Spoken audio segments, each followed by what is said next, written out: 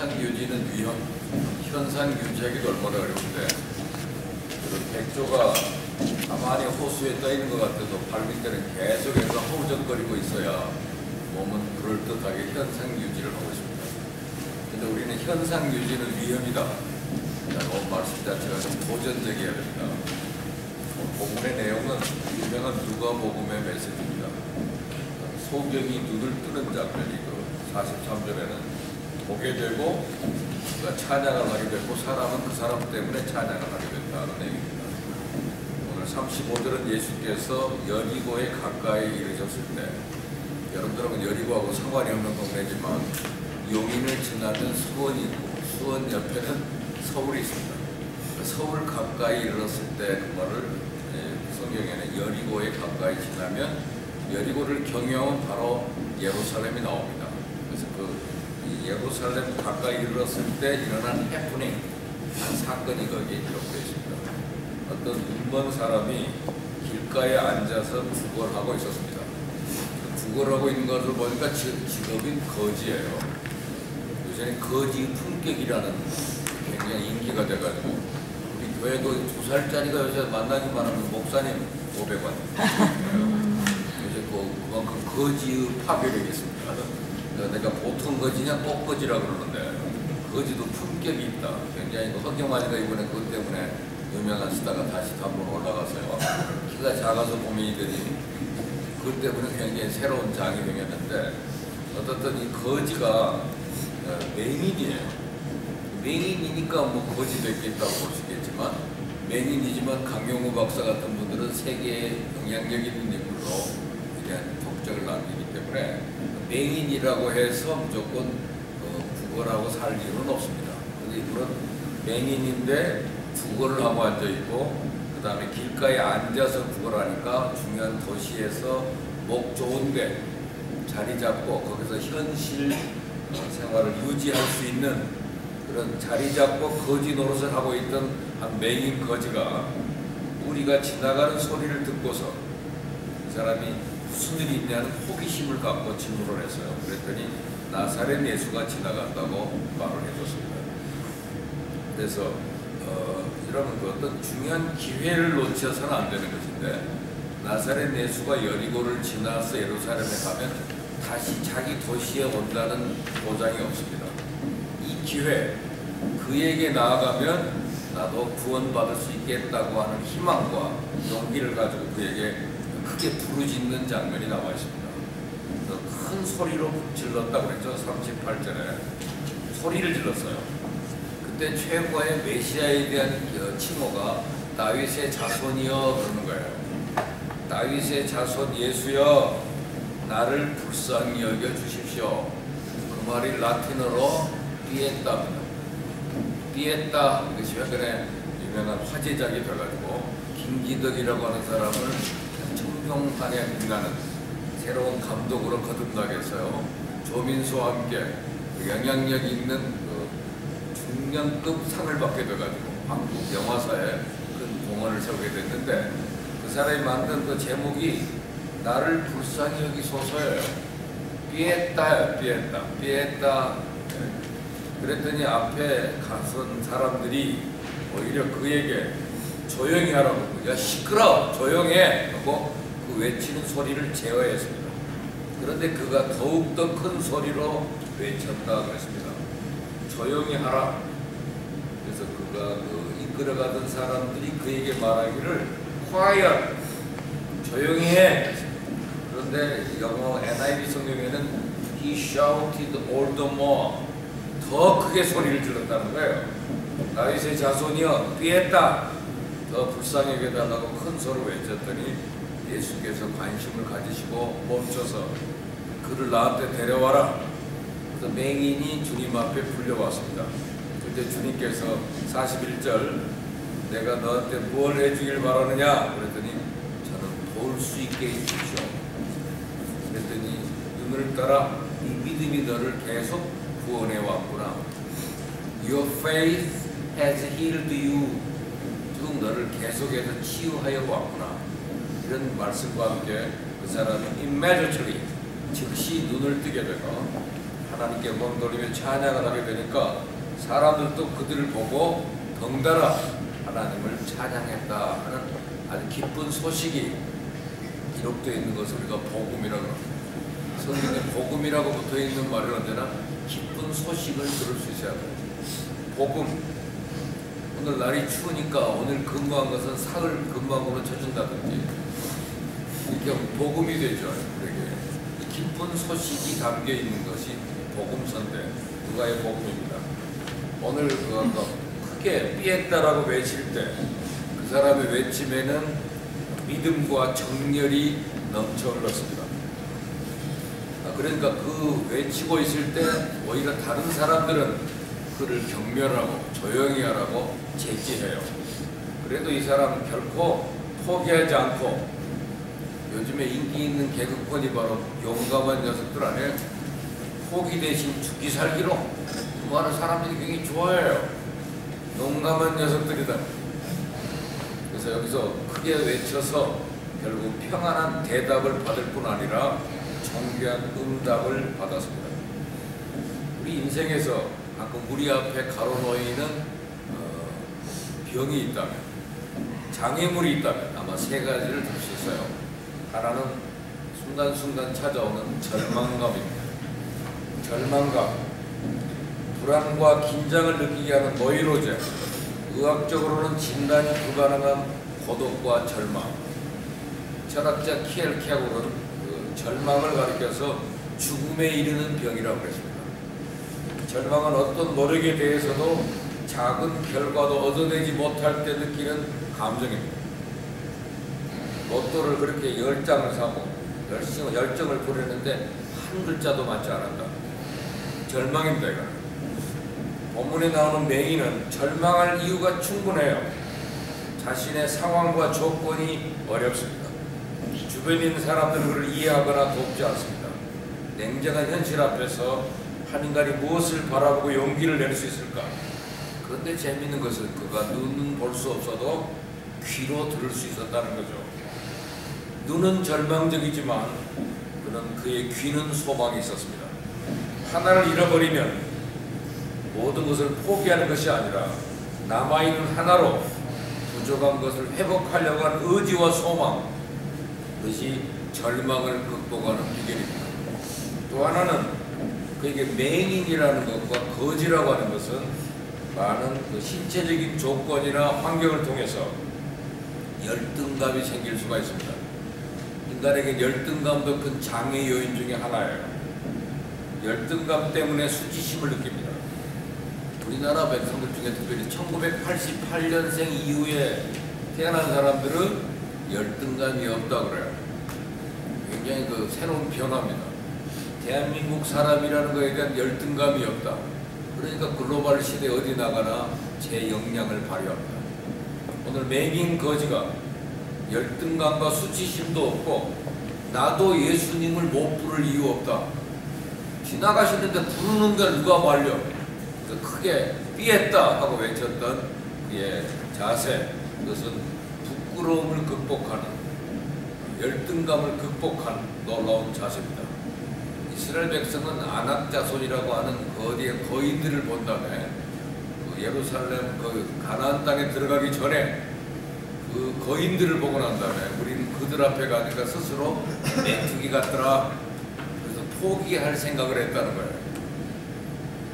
미국을 방문한 사람들이 한미 FTA 교섭단들도 마찬가지입니다. 가서 보니 미국 사람들이 너무 크고 그들 앞에 우리 한국은 너무나 초라하다. 이 나라하고 해봤자 우리는 망한다. 이렇게 한 사람을 손해보는 것입니다. 그런데 어떤 분은 미국에 가더니 야, 여기는 시장이 넓구나. 여러 인종들이 사니까 여기서 팔면 우리 대한민국이 한 100년은 판매할 수가 있겠구나. 그런 사람들은 이길 수 있습니다. 열등감의 극복. 세 번째는 이 사람에게 주어진 환경의 문제입니다. 인생을 살면서 환경의 제약을 받아요. 사회적인 통념이나 관습이 우리를 힘들게 합니다. 그런 장님이라고 하는 상황, 이런 환경에 지배당한 이 사람이었지만 너한테 뭐 해주길 원하냐? 그랬더니 내가 거지니까 돈이나 좀 가졌으면 좋겠다 이렇게 가질 수도 있겠어요. 그런데 그는 포기를 원한다고 했습니다. 희망을 가진 겁니다. 우리는 그 환경 때문에 낙심하고 원망하고 포기할 수가 있는데 이 맹인 거지는 이 세 가지를 극복한 거죠. 절망, 열등감, 환경을 극복했습니다. 그래서 오늘 우리는 어떤 이 말씀에서 중요한 세 가지 키포인트를 발견합니다. 첫째는 우리 모두는 현상 유지를 강하게 거부해야 된다는 사실입니다. 현실에 만족하고 이만하면 됐지 뭐 현상 유지만을 위해서 살고는 안 됩니다. 앞으로 내가 어떻게 될 거냐 미래를 바라보는 겁니다. 경영학자 피터 드러커는 현상 유지는 경영의 기본, 그 다음에 우리가 앞으로 어떻게 될 것인가 미래를 예측할 수 있는 통찰력, 이것이 있어야 살아간다고 했습니다. 우리가 더 나아질 것을 기대하는 거죠. 오늘 본문의 그 맹인 거지는 거지 인생, 구걸하는 인생, 빌어 먹는 인생이고 자리 잡고 구걸하고 있으니 현실 안주에 쉴 수 있지만, 그러나 그 소경 거지의 인생의 현상 유지를 거부했습니다. 현상 유지는 손해입니다. 삶의 위치에서 일어나서 외치며 현상 유지를 거부하는 사람만이 미래가 있습니다. 여러분, 복음성과 가수로 알려진, 가수보다 작사자로 알리는 송명이라고 하는 분이 있어요. 그 사람의 대표작이 나라고 하는 제목의 그 복음성가인데 전 세계적인 복음성가가 됐어요. 이 사람은 태어날 때 그 태아의 뇌를 의사가 찌개로 잘못 잡아가지고 그 소뇌가 손상이 돼서 일생 뇌성마비로 지내야 되는 여인입니다. 근데 7살 때부터 꼼짝 못하고 누워 지냈고 집도 가난했고 분유 살 돈도 없습니다. 17살 돼서야 겨우 자기 손으로 숟가락을 처음 들었습니다. 그 사람에게 누가 예수를 믿으라고 누가 복음을 전해줬어요. 그래서 그가 죽더라도 하나님은 한번 만나보자, 왜 나를 이런 식으로 태어나게 했냐 한번 따져라도 보려고 결사적으로 기도했습니다. 그랬더니 기도의 응답으로 이런 음성을 들었답니다. 나를 믿으라. 네가 믿지 아니하면 죽으리라. 내가 너를 버리지 않으리라. 이 사건 이후로 이 여자의 인생이 바뀝니다. 나는 가진 재물 없어도 남이 갖지 못한 하나님의 음성을 들었다. 공평하신 하나님, 그 노래를 부름으로써 그는 위대한 인생으로 발을 띄게 됩니다. 그래서 그는 현상 유지를 거부하고 현실 안주를 거부했습니다. 누워 있어야 하는 인생이 나는 인생이 되고 말았습니다. 병상 인생이 뛰는 인생이 됩니다. 의미 없는 인생이 이웃에게 도전을 주는 인생입니다. 얼마 전에 어느 모임에 가니까 차모 교수라는 분인데 미국의 라이덴 대학교 교수더라고요. 얼굴이 그렇게 맑고 참 이렇게 핸섬한 사람이 있나, 편안한 얼굴. 그런데 강대상에 올라올 때는 휠체어를 타고 올라오시더라고요. 휠체어를 타고 올라오는 좀 이따가 바이올린을 들고 연주를 하는데 너무나 아름다운 소절로 연주를 해요. 자기는 소아마비로 버려진 인생, 가난하고 버려졌기 때문에 나중에 그 집단 그 수용시설에 가서 살게 됐었는데, 거기서 언제 꿈이 뭐냐면 도장 파는 거, 시계 고치는 거, 그거를 배워야지 앞으로 산다, 그런 얘기를 수없이 들으면서 그 보호시설에 살았어요. 근데 대전 유성인가 나가서 보호시설에 있었는데, 대전의 지점장 부인이, 은행 지점장 부인이 그 보호시설을 한번 방문했다가 이 어린아이들에게 바이올린을 가르칩니다. 바이올린을 배웠는데 이 사람이 정말 멋진 연주자가 돼요. 그래서 미국으로 유학도 보내주고 미국에서 라이덴 대학교 교수가 되고, 그리고 대학에서 그 바이올린을 가르쳐서 유명한 교수가 됐지만은 지휘자로도 뽑혀서 그는 지휘할 때, 그 오케스트라를 지휘할 때 꼭 그 휠체어 타고 올라가서 단숨에 가서 그걸 외칩니다. 그래서 그 멋진 연주, 지휘력, 그 때문에 그 얼굴을 이렇게 밝게 만드셨더라고요. 그래서 그는 현상 유지를 극복하고 강하게 거부하고 위대한 삶을 산 것을 얼마 전에 간증하는 걸 듣습니다. 행복한 사람이죠. 그는 이 송명의 시인처럼 현상 유지를 강하게 거부했습니다. 그 다음에 하나님을 신뢰함으로 현상 유지를 벗어나야 됩니다. 여러분, 현상 유지를 벗어나는 데 용기가 필요해요. 더 나은 미래를 봐야 됩니다. 현상 유지를 거부하기 위해서 하나님이 나를 책임지신다는 확신과 용기가 필요합니다. 미국의 역사적인 농구 선수 중에 행크 루이센티라고 하는 농구 선수가 있는데, 농구 선수로 활약할 때 그의 절묘한 슛 동작이 모든 팬들의 탄성을 자아내게 합니다. 근데 그가 루이센트가 등장할 무렵 모든 농구 코치가 두 손으로 하는 슛 동작만을 고집하고 선수들이 가르쳤습니다. 근데 루이센트는 한 손으로 점프슛을 하는 게 어떨까를 늘 생각을 하는데, 자기를 지도하는 농구 코치가 한번 개발해보라고 경고를 했습니다.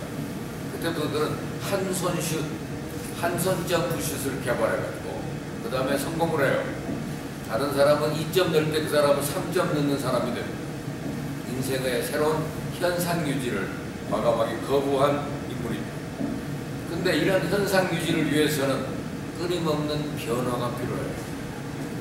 요즘 그 젊은이들의 프로그램을 보는데도 자주 또 바뀌더라고요. 새로운 변화. 그 재미있는 프로다 그러면 조금 있으면 또 새로운 스타일로 바뀌더라고요. 저도 이번에도 그 용감한 녀석들 보니까 이제는 뭐 락으로 스타일을 또 바꿨더라고요. 새로운 도전, 변화, 그것만이 현상 유지를 극복할 수 있다는 사실을 배우게 됩니다. 그래서 우리는 세 가지 참 중요한 얘기 아닙니까? 현상 유지를 강하게 거부하라. 그 다음에 하나님을 신뢰함으로 현상 유지를 벗어나라. 변화를 통해서 현상 유지를 벗어나라. 오늘 메인 거지는 이런 일들을 이룬 인물이 됐습니다. 미국의 시각장애 등반가 에릭 바이헨마이어, 그 사람 8,850m의 에베레스트 등정에 성공을 합니다. 그 에릭은 선천성 망막염으로 13살 때 시력을 완전히 상실했어요. 그런데 아버지와 함께 하이킹을 시작하고 16살에 산악인으로서 길을 걸어 킬리만자로 산을 정복합니다.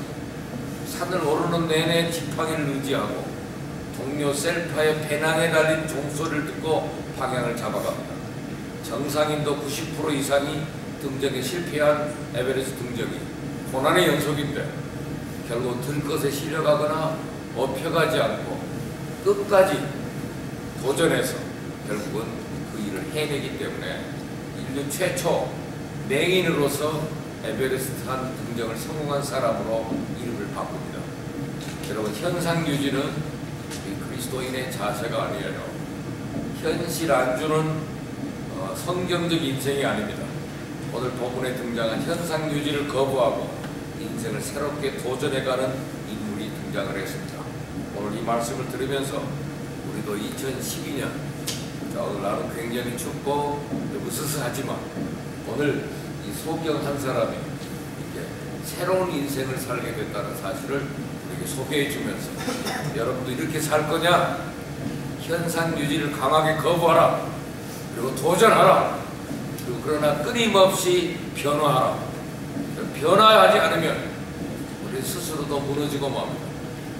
오스카 와일드가 쓴 그 글에 보니까 예수님이 그 많은 사람을 고쳐줬는데 그 새로운 인생들을 살게 됐어야 되니 생각하고 나중에 그 변화된 사람들을 찾아가 봤답니다. 그때 어떤 주정뱅이가 하나 쓰러져 있는데 가서 보니 얼굴이 많이 나시고요. 그래서 그 사람을 이렇게 세워가지고 어떻게 당신이 이런 모양이 됐냐 그랬더니 자기가 원래 절름발이었대요. 그리고 거지였대요. 그래서 아무 데서나 손만 떡 내밀면 먹고 사는 데는 지장이 없었대요. 예수를 만나서 자기가 병고침을 받고 걷는 사람이 되고, 그러니까 아무도 자기를 도와주는 사람이 없더라는 거예요. 그래서 자기가 스스로 벌어먹고 살려고 하니까 너무 힘들어서 도로 자기는 인생에 대한 회의를 느끼고 화가 나서 술 먹다 보니까 이렇게 망가진 주정뱅이 인생이 되고 말았다는 거예요. 끊임없는 변화의 추구. 날마다 우리는 새롭게 변화되지 않으면 현상 유지를 하지도 못하고 무너지고 만다는 사실이죠. 그래서 오늘 우리가 오늘 이 말씀과 은혜를 누리게 되는 예배의 자리에서 왜 우리가 예배를 드립니까? 예배만 드리고 와서 앉아있으면 무슨 의미가 있겠습니까? 그러나 우리는 여기서 현상 유지를 강하게 거부하고 변화를 시도해야 되겠다는 생각, 그리고 여러분들에게 주는 오늘 그 생각하는 글 꼭 한번 읽으시기 바랍니다. 우리 직장에 들어나 늘 냉담한 환경에 사는 사람도 있고 존경받지 못할 행동이 늘 만연하고 있는 것 같은데 그 가운데 붉은 글자가 하나 나와 있죠. 당신을 먹여주는 손을 물지 말라는 속담을 다시 상고해 볼 필요가 있다. 인생의 회사에 다니는 삶의 원리입니다. 이것은 미국인이 쓴 글이에요. 미국의 경영자가 쓴 글입니다. 근데 오늘 우리에게 공감대가 되는 것은 고용주들은 그 회사를 위하여 일하는 것이 하나의 특권이지 당연한 권리가 아니기 때문에 자꾸 자기 중심적인 분열을 일으키는 말과 행동하는 사람을 용납하지 않는다는 사실. 고용자가 늘 지켜야 할 삶의 원리, 무리하며 분열을 일으키는 사람이 될 거냐, 아니면 존경을 표시하며 존경받는 삶을 살 거냐를 우리가 오늘 생각하면서 깊이 생각해 보라는 말씀도 가슴에 품으십시오. 그래서 이번에 예배를 드리면 그 예배와 함께 꼭 읽어야 될 말씀을 꼭 읽어보세요. 그래야 우리 자신이 현상 유지를 벗어나서 또 새로운 사람으로 또 멋진 인생으로 탈바꿈 될 수 있기 때문입니다.